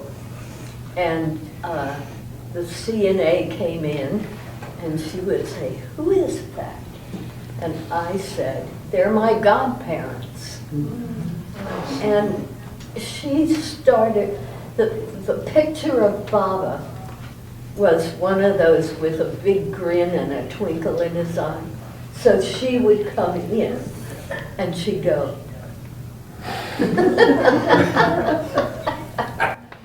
I do feel when people ask, it's a significant moment. Yeah. And there really is a responsibility towards the person who is asked. Yeah. Not that I feel I do a very good job of it, but I do feel I really should do my best. Yeah. So I was in the hospital for open heart surgery 5 months ago at Duke University and asked them to include a little Baba picture in the surgery room, and they lost the picture, so one of the surgeon's assistants went online and blew it up and made this big picture out of a choice he made. And later on, when I woke up out of surgery, there was a picture on a desk right in front of me, and I was there for 12 days, so I had a lot of contact with Baba, but I had quite a few nurses and other people asking me, who is this person? Someone thought he was my father at one point. And he is. so he is. I didn't think of saying that. But I found just being receptive, I thought, well, this is important. This person is asking me something. And I found it helpful to just be receptive to whatever God gave me to answer at that point. And there were some people who weren't that interested, but there were quite a few who wanted to know more. So I felt Baba was giving me this opportunity. Yeah, you know, the thought, I said this already, but the thought does occur to me that when someone asks, that could be a significant moment in that person's spiritual journey. God knows how many ages they may have been waiting. Yeah. And then suddenly you're in the position to contact them. I know Eric Choice would say, when he would sit down in Mandalay Hall, he would sort of say, Baba, speak in me. What would he say? There was something, way he had of putting it. But there's an occasion, say, Baba, give me the right thing to say. Put the words in my mouth. He started that habit in 1952 when he just didn't go to the States with Baba. And instead then Baba sent him, long story short, Baba sent him around with Pennu around India and Pakistan, contacting places there where Baba would visit in the fiery free life. And he would have to speak to large groups. And he said he had one simple habit before he would get up and begin speaking. Baba, you want me to speak? You speak. Yeah. Yeah, and in fact, when Baba had asked him to do that, he said, well, Baba, I don't know what to say. What should I talk about? And Baba said, well, don't you have eyes?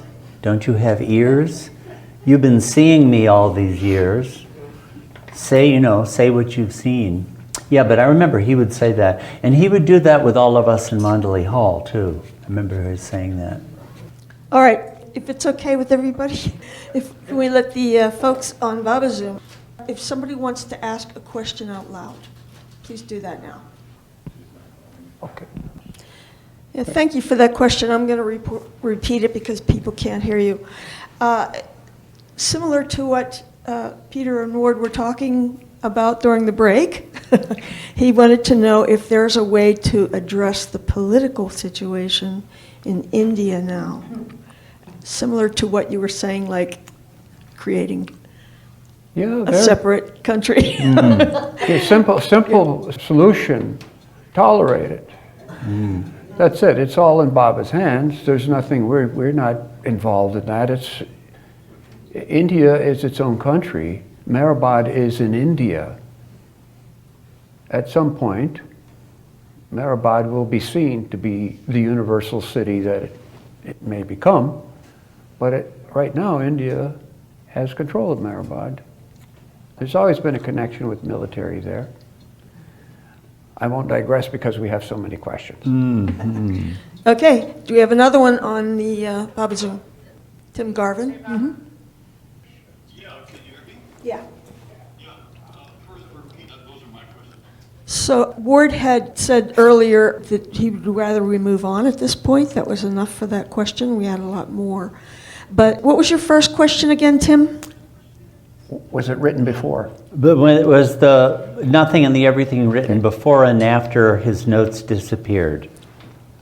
That's what he was asking. Peter. Okay, regarding when exactly nothing and everything was written, all I can tell you for sure is that I remember in 1977 reading the manuscript in type form, which David had done. When exactly those notes were lost, I don't know. I have the very strong memory that he had finished the work and they disappeared after that. Mm-hmm. Eric Nadell had seen them one time. I asked how extensive they were, and he said it was like a 24-page lined notebook about like that. So I don't think they were enormous.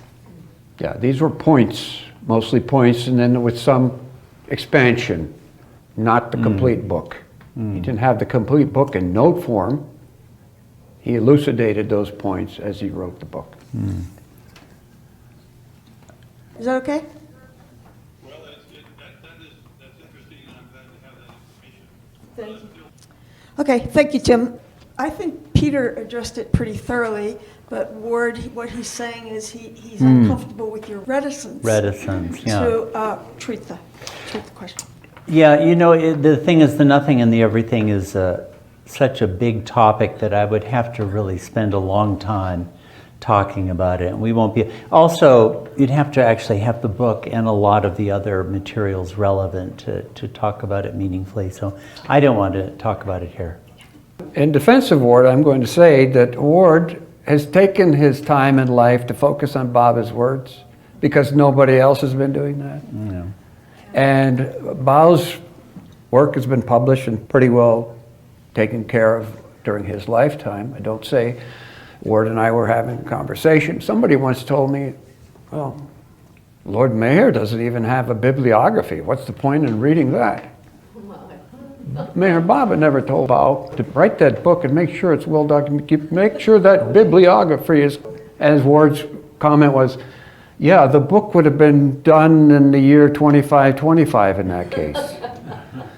So, Ward is a man with a great academic background. He understands the work that was involved. Tom Hopkinson was given an opportunity to look at the manuscript for Lord Mayhare in the 70s, early 70s when he was there, considering he was an award-winning writer, journalist, considering to do it or Knighted not. Knighted Right, of the British Empire. Sir Tom Hopkinson. Much silence, they wrote, Tom and Dorothy.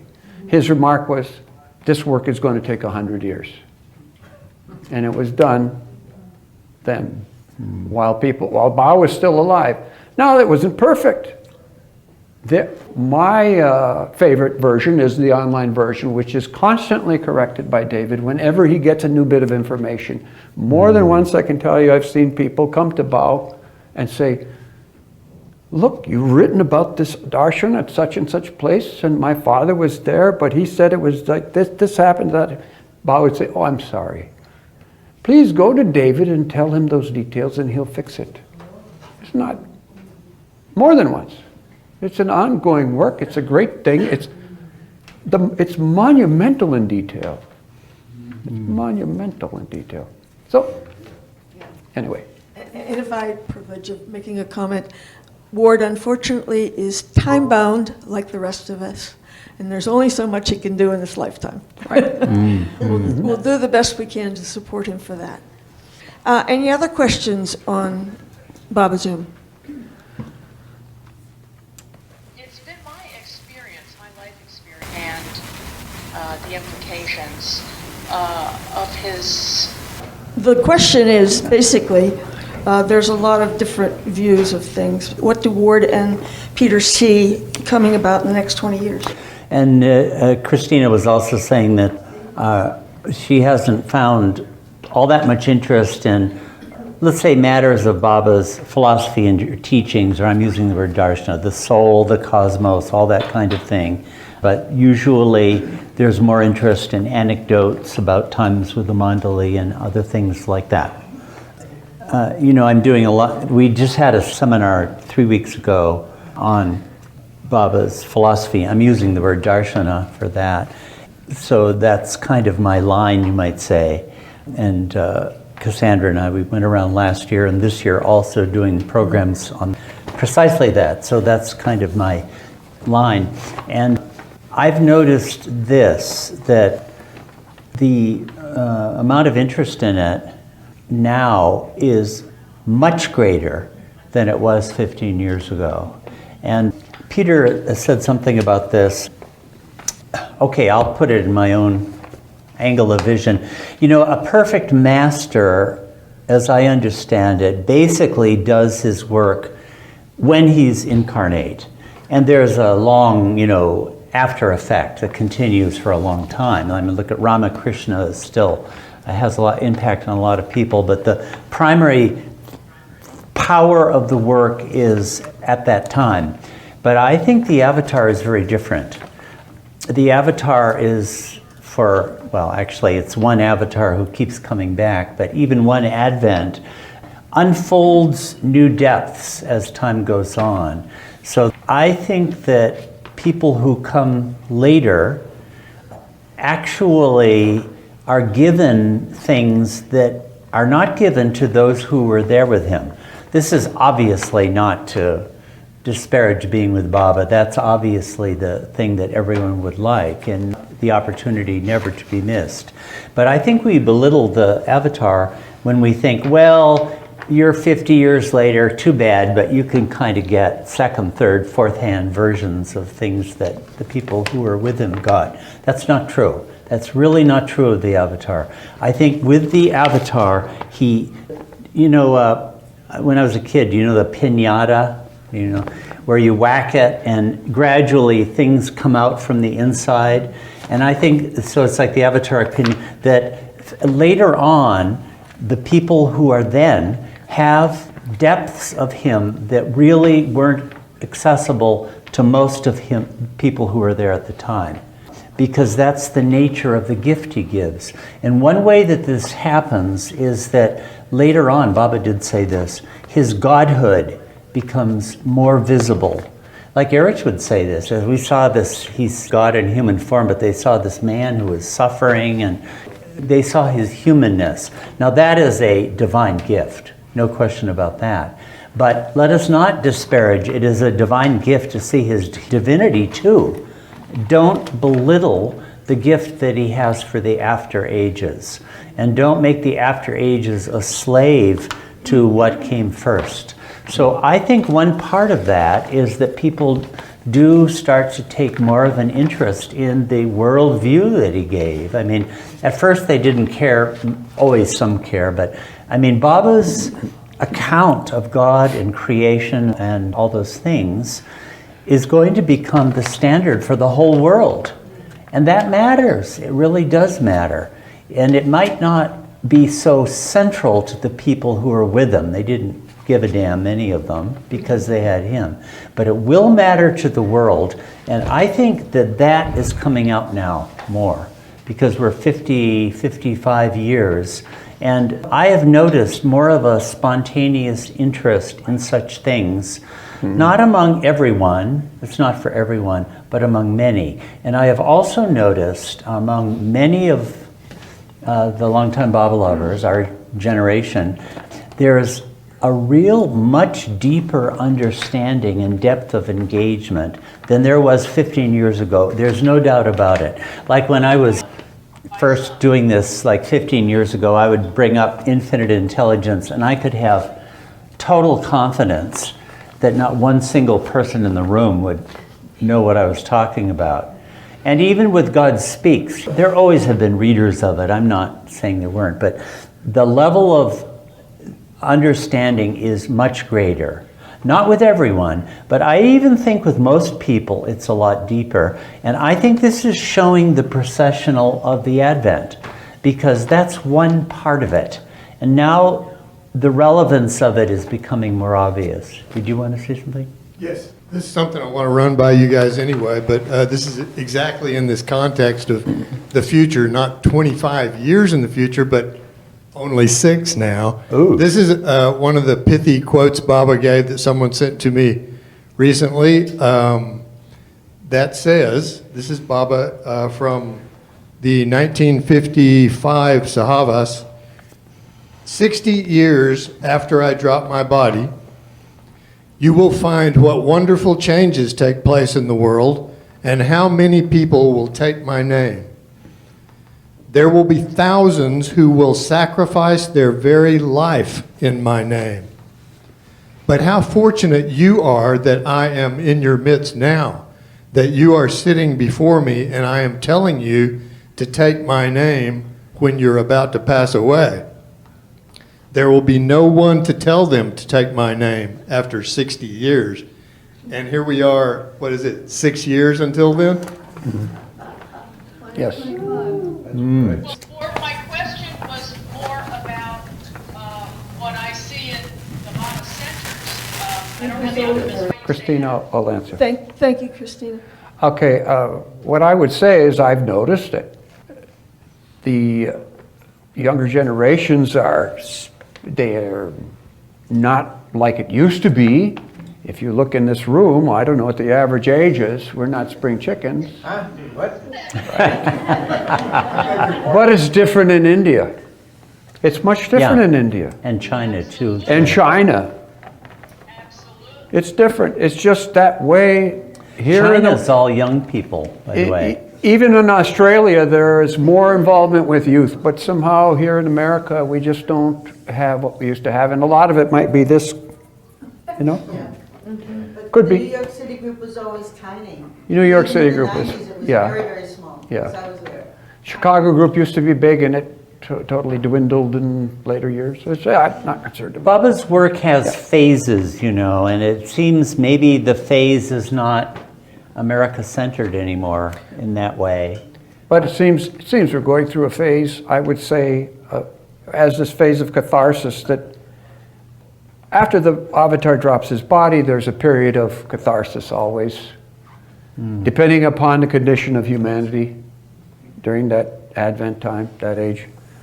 But the flowering of the Advent doesn't happen until after that period of love and grace that Baba speaks of, which is also, incidentally, absolutely coinciding with the promise for realization of all the members of the first circle, at least. And we know that Baba said some of them were going to become perfect masters. And not the first perfect age after the avatar, but getting the second and third, they carry the responsibility for executing the manifestation of the avatar on earth. And some of those Mandali people will be perfect masters during that time, who is more suited, of course, to be than the ones who actually lived it. So that will be happening. It will be a change. There will be a gradual change, I'm sure. Right now, we are interested in the love thing. It's a smaller group who is more focused on his love. And we like those stories of his humanity and those vignettes of his association with people and touching stories and all that, more than technical stuff. But gradually, as the age of followers of Meher Baba comes more into the picture, you'll have more attention on this unequaled, mystical, technical, metaphysical explanation that we're seeing that he's given that you don't find anywhere else. Yeah. Could you speak to the pros and cons of doing that? An official canon of Baba's writings, is there a need for that? Well, a lot of the work I'm doing is broadly related to that. I mean, the word canon will cause a lot of cannon shots to be fired. Anyway, the work I'm doing out of the trust is concerned with trying to establish the authentic texts of Baba's words. We had a session where we dealt with this a couple of weeks ago, and it's not just with like the avatar or prophets that this is done. This is done with any author, like the words of Shakespeare, the words of Plato. Scholarly labor entailed to try to work out as authentically as possible what an author said, or in this case, what the avatar of the age said. There's nothing wrong with that. In fact, it does need to be done, because you can have many, many different versions of what Baba might have said on a certain occasion, and some of them might be just total nonsense. Often that's the case. So there is a need for that. And I would say that's very central to the work that the Avatar Meher Baba Trust is doing in this respect. The kind of edition that does this is what has been established in this line of work over the last 200-300 years. It's called a critical edition. What a critical edition would do is to review all the versions, sources, evidence relating to what Baba might have said, or a message Baba might have given, compare them, look at their historical contexts, and on basis of that, try to come up with a rendering that seems to be most authentic, and also to publish it in a way where all of the background and evidence and source texts are made available to people so they can check them for themselves. So when you're talking about a canon, I mean, what we're talking about is a body of messages, discourses, and words of Meher Baba that seem to have been authenticated. And I do think that needs to be done. I mean, there are so many, I could give lots of examples, but there are so many just total bullshit versions of things that Baba said. And any sensible person would realize that this has to be checked. And that work on that is ongoing. Now, as to like a definitive canonical list, we don't have anything like that yet, but I think gradually we're trying to establish more and more with particular messages and utterances of Baba at different times, what seems to be the most authentic rendering of them. That's ongoing right now. We had a question from, I think it was Karen Levine. Karen, please, go ahead. You love to see everybody. This shift of home. Okay. A room full of them. A room full of... Yes. So the question was, she says it seems that East and West are switching roles to some extent, and she had a question of whether there will be musts and perfect masters in America. So we can tell you what Baba has said about that. Baba did say, India will become more like America, and America will become more like India. India will also go through some great changes in the next 75, 80 years, no doubt. Regarding musts in America, Fred Winterfeld once asked Baba, are there any musts in America? And Baba kind of looked like this. Might have been 1956. He said, yes, but of no great significance. Now, there was one of Baba's agents in Sing Sing prison in 1932. You may recall Baba drove up there and went around the prison circumambulating it 7 times. He said that agent was a must. But that's an agent. It's not must-like, maybe. Baba did say that gradually musts would come to inhabit the islands to the south and off America. Then gradually, as time went on, they would come into America. You know, Baba did mention all about the spiritual rebirth of the world, and he said that America would be the place where it would happen. So naturally that will happen. Whether the perfect masters come, I believe that they will always be in the East for the most part. Europe has had perfect ones, at least one perfect master, perfect ones, a few. Baba in the 20th century, in 1933, said there was one perfect one in Europe and one person of the 6th plane then. India and Pakistan have a lot more than that. That's where they are. A must in India is a natural occurrence. In Ahmednagar, we would see them occasionally. In Pune, we would see them occasionally. We would see one wandering through Mehrabad occasionally, or at least the god-mad person, but it was obvious. There was one who would show up at Amartithi sometimes. Yeah, it was obvious he wasn't a normal person. So, can't say Baba knows where they are. You know, let me just speak to on the matter. There's a widespread perception that India now is very hostile to Westerners, and you know, since having lived there, I'm not really sure that that's true.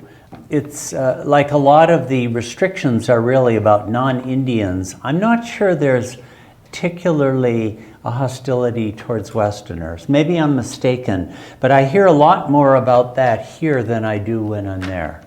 There is something going on, obviously, with this intense reaction going on, but I'm not sure it's anti-Western. So it would be better if we don't assume that, I think, and just create enemies needlessly. Look, the Vice President of America is Indian, half Indian. Yeah. The Prime Minister of England is Indian. Yeah. There are only 3 countries in the world that now have 6-month visas instead of 3-month that everyone else in the world has. And America is one of them. So we have actually preferential treatment in that regard. Yeah. So let's wait and see about that.